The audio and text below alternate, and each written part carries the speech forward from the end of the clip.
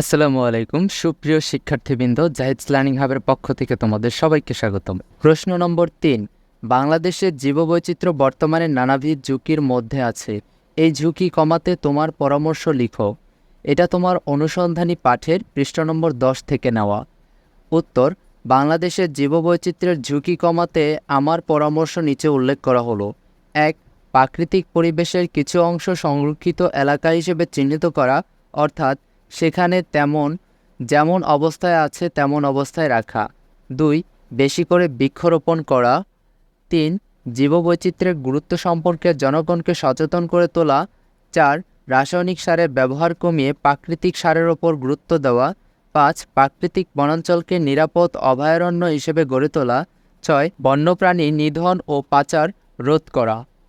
সর্বশেষ যে প্রশ্নটি রয়েছে এটি তোমাদের অনুসন্ধানী পাঠের পৃষ্ঠা নম্বর 12 থেকে নেওয়া।